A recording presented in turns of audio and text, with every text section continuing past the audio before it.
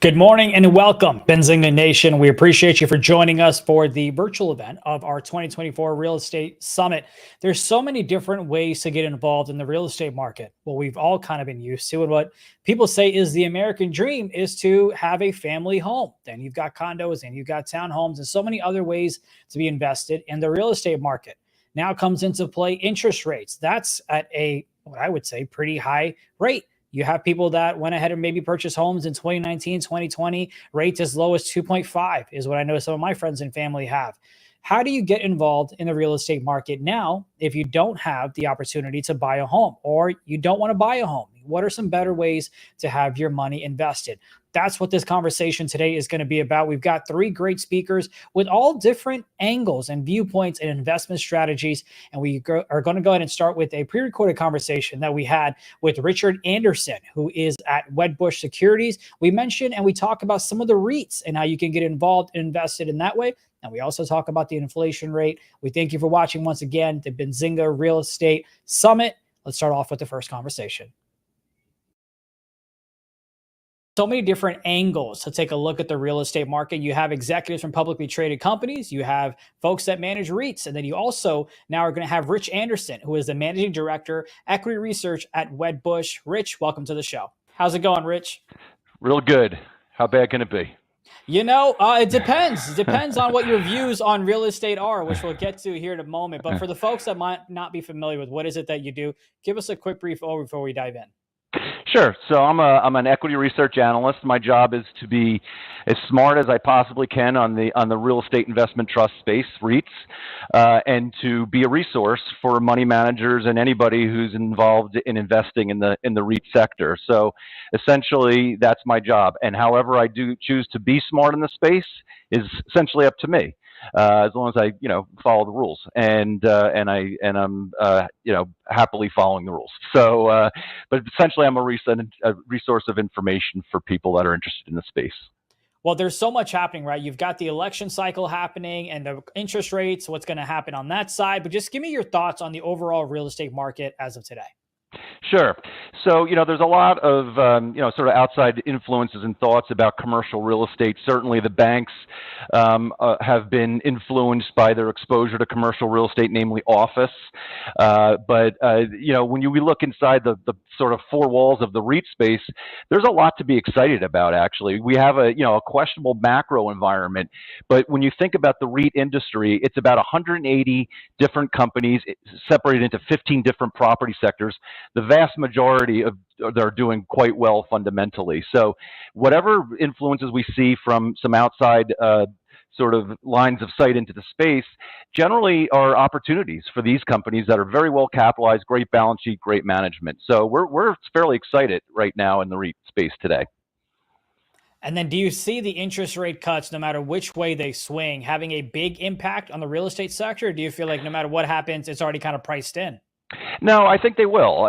But I think it's a flash in the pan type of thing. I think what has happened for the REITs and their underperformance as of the last couple of years has been a lot of question marks around interest rates. And as we sort of get into more of a range-bound world on the 10-year Treasury and anything from a macro point of view, then we could start to talk again about the real fundamentals of real estate. To this point, they've been, swished around because of the movement in the interest rate environment. We're starting to see some clarity there. We're getting into a range-bound 4 to 4.5% range on the 10-year, and that's good for the REITs. So once we have some stability there, we should be off to the races about talking about fundamentals and comparing property sectors and creating some alpha. Well, you might see some volatility. You mentioned how stability is a good thing for the REIT side, but you might see some volatility. So if the interest rates are cut, what impacts do you see on the real estate side? What opportunities do you see there? Yeah. So first of all, overall, it would be a good day. If we have 100% probability of a rate cut in September, that should be a good day for all the REITs. They'll be up that day. But then you start to think about where do I find my best opportunities in a sort of a lower rate environment. And it's probably in those sectors where they're a little bit more leaning into the dividend yield as a total return component to the story. So healthcare REITs, triple net REITs, gaming REITs. These are all companies that are much more leveraged to the dividend yield in terms of the opportunity set as it relates to those companies. And so, broadly speaking, good for the REITs. But then when we dive into it, it's those companies that really offer a bigger yield that would be the beneficiaries in a rate cut environment. Well, you're talking about the REITs, you're talking about opportunities. So let's talk about the four that I want to get some insights from you from. One of them is going to be Vici Properties, ticker VICI. Then you got Ventas, ticker VTR. Healthcare Realty, ticker HR. And then Boston Properties, ticker BXP. Give me some insights on what these four are. Sure. So Vici, we'll start from top to bottom. Vici is a triple net. I mean, you've heard me mention earlier, triple net REIT, which means they essentially collect rent. And that business model, meaning they're not really involved in the operations of their businesses, underlying businesses. They're simply a passive sort of collector of rent. Vici has a humongous portfolio of casinos, and they own 10 or 11 literally on the Las Vegas Strip. So that's the Venetian, Mandalay Bay, MGM Grand, so on and so forth. It's a really exciting underlying business, and Vici captures that essentially through a rental income stream. It's a big company, $31 billion market cap, and has grown through M&A over the past couple of years. So the trick for them is to how do they grow externally off of such a large base, and so that's the question. They are moving outside of casinos lately into experiential real estate, so indoor water parks or golf courses, so that they sort of continue this experiential element to the story. But it's primarily a casino story, and it's exciting, to be honest with you. These are huge, chunky assets that people can really relate to. So it's quite a good story. Yeah, on the Vici Properties one, I'm curious if I invest in it, if I get a nice hotel room for free. But you also have so many, expansion happening in Vegas with sports teams and Super Bowls and events happening in Vegas. I mean, the Sphere, the ball looking thing. I mean, I'm excited to see that next time I go to donate some money. Let's talk about Ventas, ticker VTR. What is that? VTR is a healthcare REIT. $21 billion market cap, known primarily for its investment in the senior housing space. And so here they are actually involved in the operations. The revenues and expenses of the underlying business are on the books of Ventas. So it's very much an operating model. They also own medical office and they own life science real estate. But this is the prospects for Ventas will be driven by senior housing. Senior housing is in the midst of a major post-pandemic recovery. Occupancies got dismantled during the pandemic, and they're trending back up, and Ventas is participating in that upside. So it has the makings of a very interesting story, particularly when you look at the birth rates from 85 years ago. All those people are now moving into senior housing, or potentially moving to senior housing. So the demand is very strong. There's limited new supply. So we're excited about Ventas as an opportunity to capture this aging population dynamic in the U.S. Okay, so I got what Ventas is. Tell me what makes Healthcare Realty, ticker HR, different. So they are exclusively in the medical office business, or we call them MOBs, and these are the buildings that either are on the campuses of hospitals or just outside, where you would go and see your doctor or get an outpatient procedure or get X-rayed or whatever it is. And so the good thing about medical office is you're benefiting from the push to get people out of the expensive hospital into a more cost-effective environment to get procedures done. And so that's the business model. It's a fairly visible cash flow stream for Healthcare Realty. Again, here largely involved in the operations of the business, not just collecting rent. And to the extent that aging population dynamic I just spoke of is going to spend more and more in terms of healthcare costs, you would think HR would be in a good spot. They are currently absorbing a recent merger that they took one of their peers over in 2022, and that's been a choppy ride. So we're a little cautious on HR for the time being, but over the longer term, you would think medical office would be an interesting play for investors. Yeah, I think that's always going to be a need and in demand thing. And then lastly, Boston Properties. Yeah, Boston Properties, ticker is BXP, $10 billion market cap. So Boston Properties is an office REIT, and it's a very, very high-end office REIT. The best trophy assets in the country are owned by Boston Properties. They've named themselves BXP because they're not so much in Boston anymore. They're all around the coastal areas of the country. The office business is a tough business. This is a great company and a difficult business that has been made more difficult because of the post-pandemic work from home, all those things. Do we really need office space? But what Boston Properties or BXP is benefiting from a flight to quality. So tenants, are in a position of negotiating leverage, and they're saying, well, I don't want to be in this Class B asset anymore. Now I could be in this beautiful building with all these amenities, and I can get it for maybe a bit of a discount. That's the plan for BXP, and frankly, it's working for them. But the office business in general is a tough one, and will likely be a tough one for the foreseeable future as we all try to figure out what's the real need for office. Boston Properties is a big fish in a small pond. Let's call it that.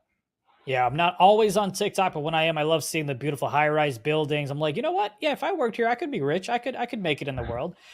So it's exciting to hear about Boston Properties, and especially how they've expanded outside of just Boston. It's been a pleasure to talk to you, but I wanted to give you the floor, Rich, if there was anything else that you feel like viewers should know about when it comes to the real estate market. I do want to say something. I mentioned Boston Properties in the office space. Oftentimes, people associate office with the entirety of commercial real estate. Just not true. Office as a sector represents 3% of the total REIT industry. The other 14 asset classes, as I mentioned earlier, are largely doing quite well fundamentally. So when investors look at the REITs, keep in mind, don't get hung up on what's going on in the office space.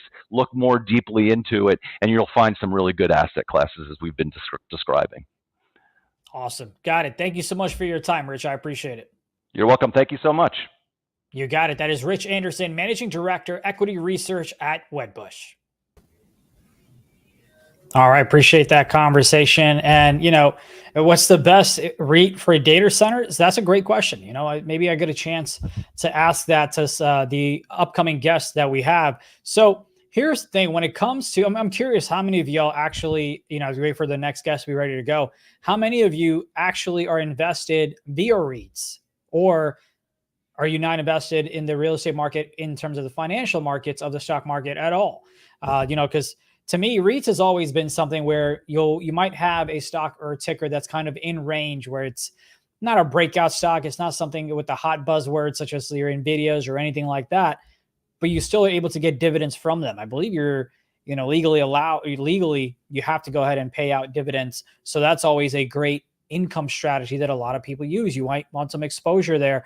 But it's not something where it's like, hey, this is going to go up, 300%, unless you have some different type of exposure. And of course, there might be leveraged ways to go ahead and do that as well. But stay focused is a great question. The remaining two guests that we'll make sure to kind of ask them that since it is going to be a live interview. And of course, if anyone else has any questions, feel free to kind of let us know what you're thinking. But in the meantime, let me take a look at couple of the tickers that he mentioned. Let's see here.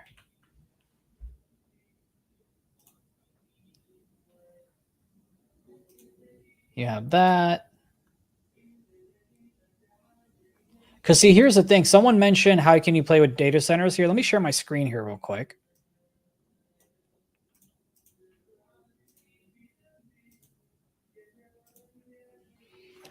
So here you have the NASDAQ mid-cap office REITs, right? So if you take a look at REITs, and I'm kind of learning some new things here, there's so many different ways to play this. You have the mid-cap office REITs. You have the large cap. You have the small cap. You have the benchmark of the office, the retail, and also the industrial aspect of it. And you, of course, have the benchmarks of the diversified and different ways to go ahead and play this. So many different ways to get involved, but it does look like we have our next guest ready. John, give me a thumbs up whenever you're good to go. Awesome. And we will go ahead and continue the conversation. Stay focused. I appreciate that question. I will be sure to get it in. Give me one moment here. And all right, we will go ahead and move things along with John Gitman, who is a partner at Bridge Invest. John, welcome to the show. Hey, how are you? Thanks for having me. Good, absolutely. You know, I started the show and I mentioned that for me personally, you've always heard that the American dream is to buy a family home, right? And to kind of have that be something you pass down to your kids. Now I feel like things have changed, especially with interest rates. There's different ways to be invested in the real estate market as well. So that's what I kind of want to dive into. But before we get into the nitty gritty, give the folks at home a little idea of what is it that you do and how you're involved in the real estate market. Yeah, sure. I'm one of the partners at Bridge Invest. We're effectively a debt fund. So what that means is that we raise capital both from individuals as well as institutions, and then we deploy that money into loans, specifically first mortgage loans, largely for commercial real estate and largely for bridge transactions, meaning there's some sort of value add happening at the asset level for the deals that we finance. So with that in mind, what's the current state of lending and what do you think is kind of the biggest factor with the trend that you might be seeing?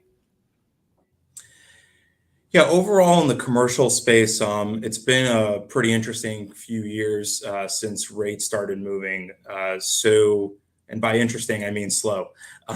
So the market really, I don't want to say stopped. That's too strong of a word, but the need for financing really significant, and it was two factors. Think of financing really you need a. All right, real quick, I'm going to have our producer kind of check your internet in the back because it looks like you might be having some technical difficulties. So we'll wait for our producer to kind of give me a thumbs up to go ahead and bring you back on. But you mentioned talking about how things have slowed down, and that's something to kind of keep in mind. And AT, you can kind of slack me whenever you're good to go. But I'll come back to here. The office REITs index that we kind of took a look at. If you go ahead and take a look at the daily, we can kind of zoom out and see where things have been. And of course, since this was introduced, you saw a nice little rise. And then since then, we've been kind of coming back down. Of course, this was, post-pandemic is when you're seeing this type of movement.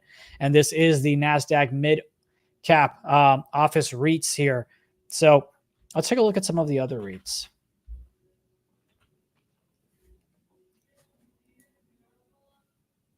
You've got the large cap space.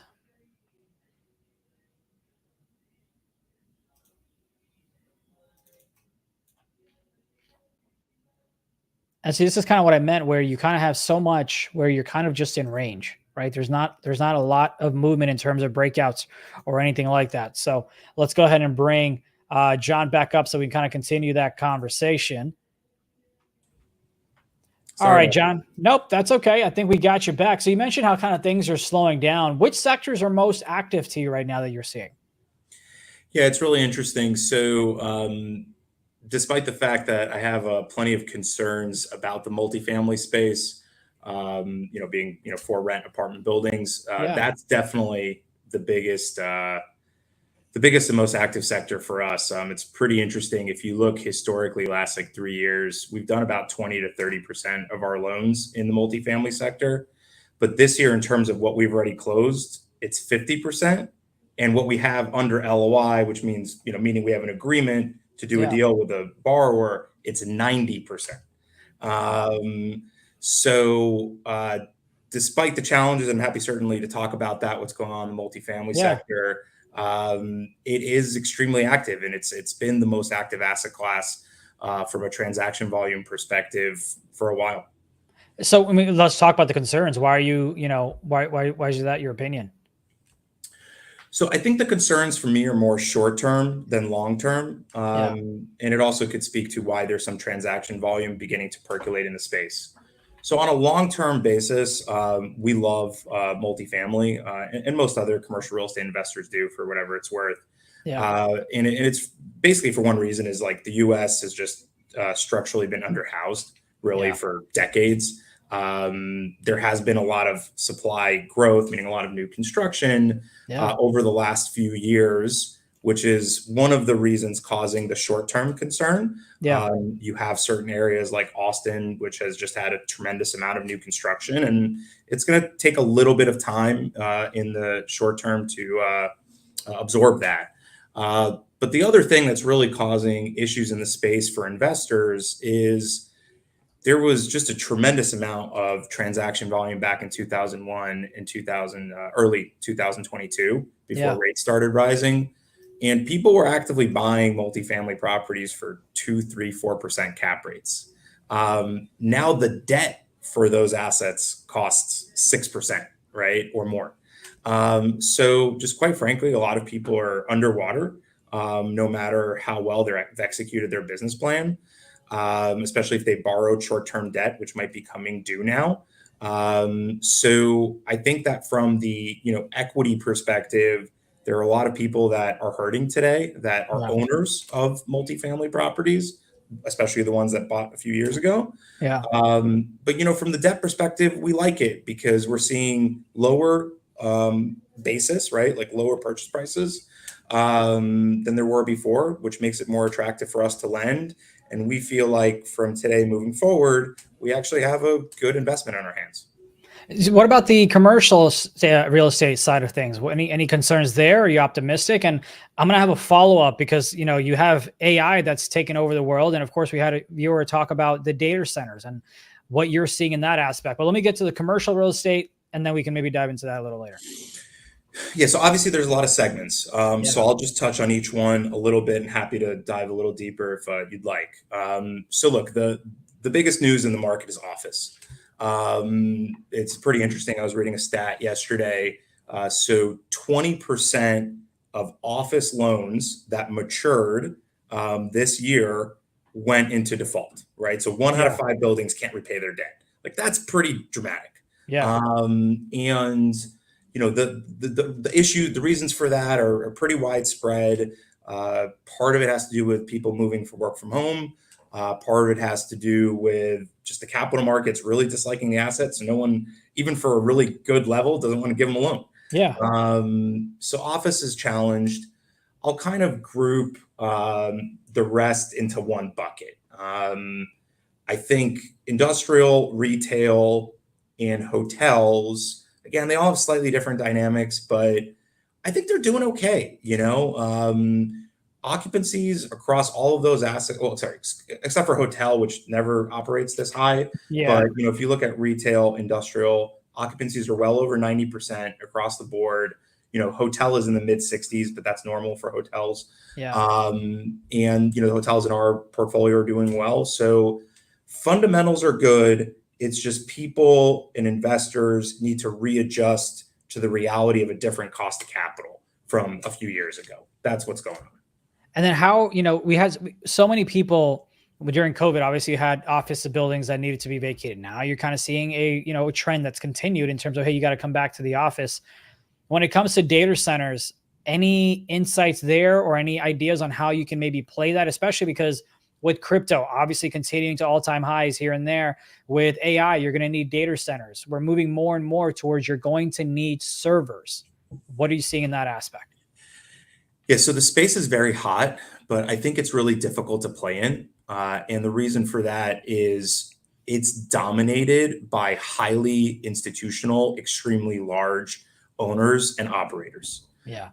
So we tried to do a data center deal and we eventually walked away from the transaction because, the owner in this case was not one of those, sort of major 5 players, if you will. And we were just concerned if something bad happened, like we wouldn't know what to do with this.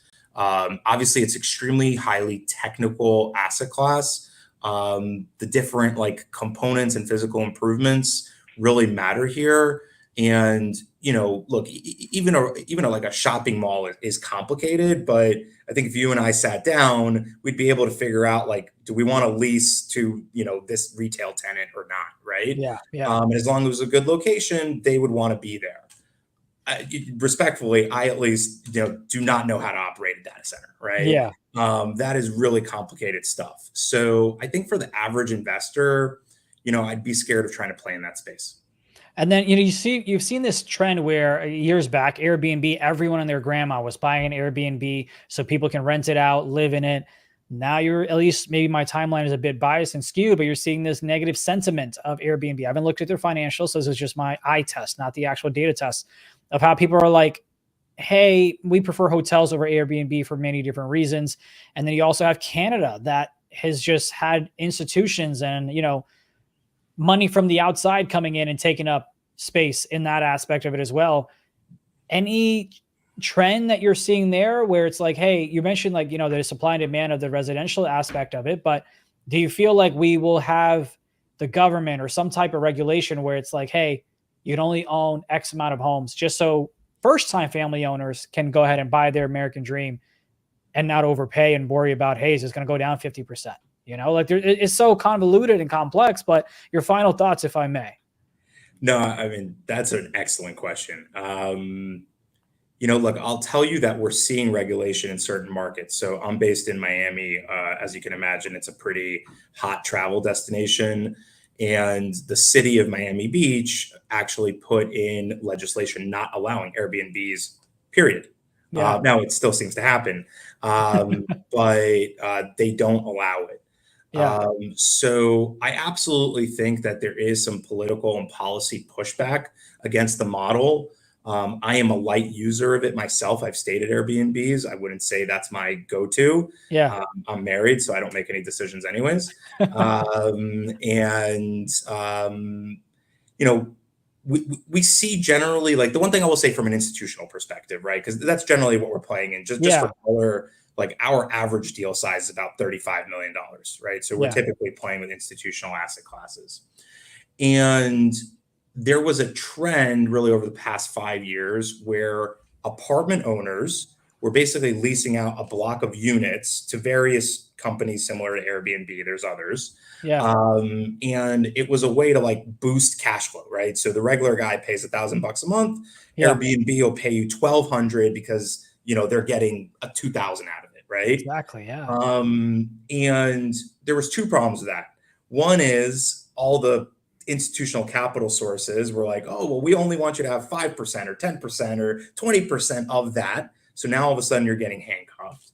And then the other thing is, I got to tell you, like, I haven't heard much of that today. And a large reason for that is a lot of those companies, I mean, obviously Airbnb is, right? But a lot of those companies aren't around. I question the business model. But that being said, on a personal level, I do like the idea sometimes, especially with, kids, of staying in a house versus a hotel room. Well, I'm just taking a look at Airbnb's chart and they're down from the highs, right? So this is from like, say, 2021 is when they were hitting the highs of about 219.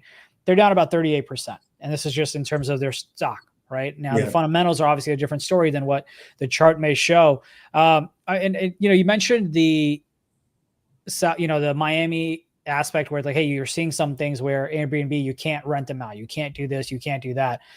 And I feel like institutions, no matter what is in regulation, will find a way around it.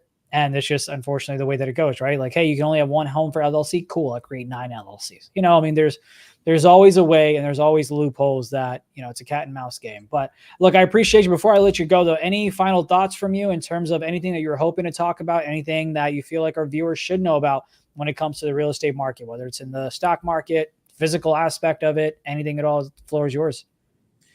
Yeah, look, I'll tell you, I would imagine many of your users are investors, or many of your listeners, excuse me. Yeah. I would tell you that you should be optimistic about investing in commercial real estate over the next few years. What we're seeing, and this is like live, I'm talking about just, past few weeks, is that transaction volume is starting to really increase on sales, on new acquisitions. Okay. Yeah. And that tells me that sellers are finally becoming realistic about what market pricing should be. Yeah. And I think when you combine that with the attractive fundamentals that we spoke about, generally speaking, on a long-term basis, I think you should be very bullish on investing in commercial real estate here for the next few years. All righty. Awesome. Well, hey, I appreciate your insights, and thank you again for just kind of being straightforward and candid with your opinions and your concerns as well, John. I appreciate it.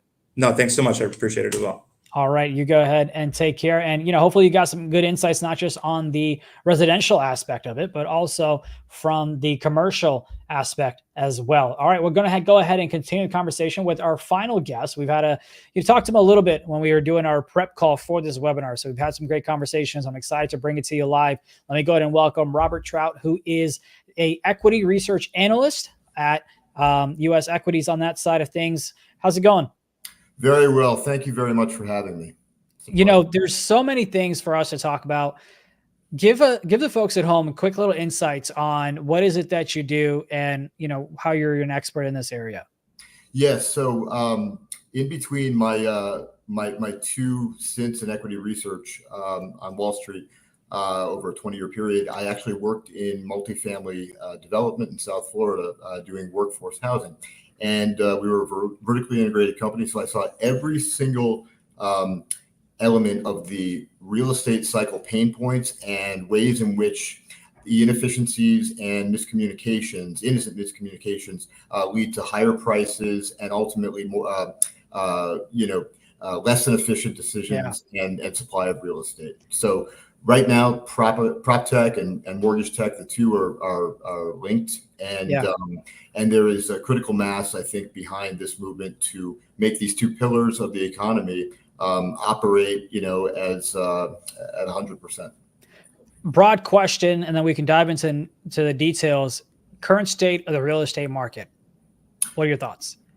Well, look, I love the real estate market and all of its stakeholders. And by the way, when I talk about stakeholders, I'm talking about everybody, because when you think about it, real estate is something that leaves an indelible footprint. That's why the decisions that it makes in the production process are so important. Real estate impacts every aspect of your life, where you live, how you feel.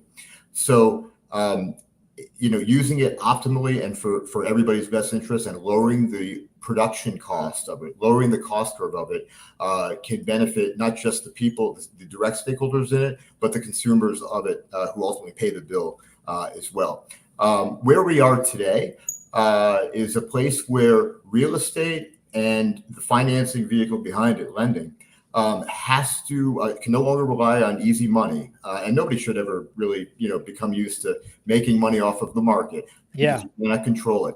They have to start looking, and they are looking now, at the production cycle as not just a cost of doing business, but a source of value. And there are a few companies that have been perfecting that art and have evolved into a one-stop shop that are right 100% of the time and allow the verticals to get back to doing what they do best. What are your thoughts on the impact of the high interest rate environment with the REIT sector? Well, high interest rates will test your business model, right?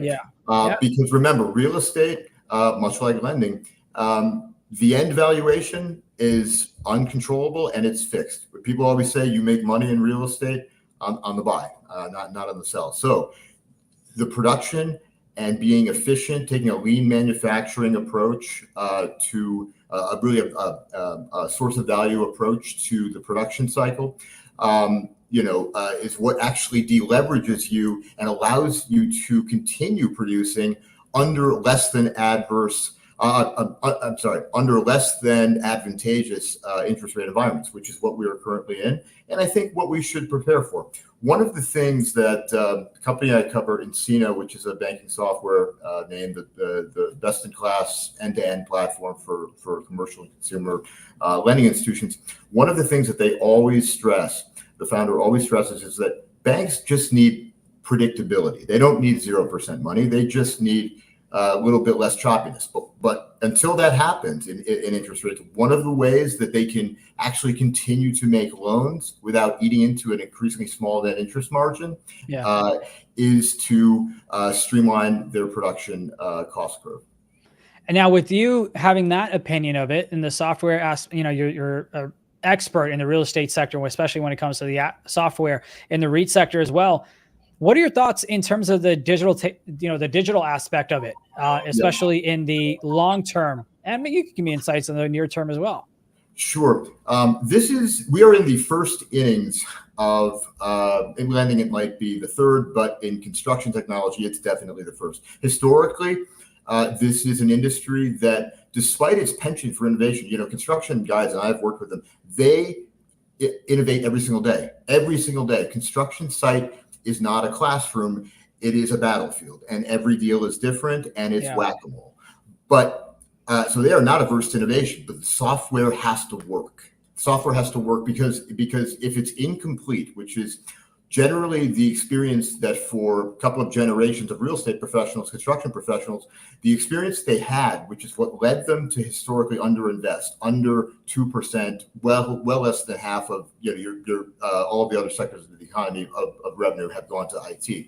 The reason was that not that they don't want it, it's just that the IT that would work for manufacturing, the IT that would work for retail, traditional horizontal software out of the box, that doesn't take into account the complexities of the construction process and the fact that the stakeholders are into the hundreds on any one given project, all speaking different languages. And that creates the potential for miscommunication. With AI being so hot, how do you think AI is going to continue helping the sector, especially as you mentioned in the digital aspect of it? Do you see that being a big game changer or not necessarily? Because I mean, Ring, just real quick, Ring, you had like I want to say disrupted things in terms of entry to the doorways and just kind of home security and home safety aspect of it. Now, instead of a realtor being with you to show you the home, you can go ahead and, just type in a key and you can go ahead and get in and out. So those are the technologies of how it's changed things. How do you see AI disrupting it again? The nice thing about my sector of software, real estate and lending software, is that its entire business case rests on business intelligence. They have been in the business intelligence business, the ones that do this well, for forever. So this is actually nothing new to them, and it's because AI I've heard it best said that AI will be wonderful when it is a tool and not a toy. For my sector and the vertical, the massive vertical that my sector serves, it is nothing if not a tool. So, for example, Encino, which just launched a product called Banking Advisor. Banking Advisor, along with many other, call it AI enhancements over the years, is what has taken the closing cycle at a bank on a mortgage from 28 days and having to enter in the same customer data 7 different times down to a matter of hours. Think about the number of deals that don't get done, the number of mouths that don't get fed, and just the inefficiency of the usage of time. So AI, when it's in the hands of professionals like Encino and Procore, can allow the builders and the bankers to get back to doing what they do best and let the computers do what they do best. But the technology has to work. Last question for me. You cover NCNO and also PCOR. What are your thoughts on those names for our viewers and what should they be aware of? Sure. So Encino is a end-to-end operating system and source of business intelligence for lending institutions. It is the market leader, the only one that is cloud-based. And what Encino does, Encino is rooted, it's built by bankers for bankers, and that's why it works. And it is rooted in addressing banking pain points. Procore, which is the market leader in construction software, and a product that is over 2 decades, in the making, was built to address construction pain points. So, how long are my subs going to have to wait until they get paid? How many hours are being lost due to analog, paper and pencil accounting? Okay, now. I have Procore will tell you that right now, and they have been doing a fantastic job of this in just the last quarter alone. Procore will tell you that the way they get in the way they win a new GC, which is essentially the hub of their customer cohort. The way they win a new GC is they have to show ROI, meaning time saved, hours saved. Project budgets shrank, rework orders, change orders eliminated within a month, and otherwise Otherwise, you can't build trust after that. So it's information, but the information has to be in one place, all talking to each other, because if people start to question the value of data or the authenticity of data, then they start to question motivations. That's how time gets lost and project costs go up, and you and I pay more. And that is never fun. So, that's definitely something I never want. But hey, I appreciate your thoughts here. Thank you so much for your time, Robert. I really do. Thank you. Thank you. You got it. That is Robert Trout, who is an equity research analyst in the REIT software at Macquarie US Equities. And, we hope you got some insights. Again, the American dream was to buy a family home. Now things have changed. Things have gotten more challenging to do that. And you also are able to be exposed to more ways to invest your hard-earned money in terms of REITs, the financial markets, and different avenues as well. But nonetheless, we hope you enjoyed the conversations here today, and we thank you for watching.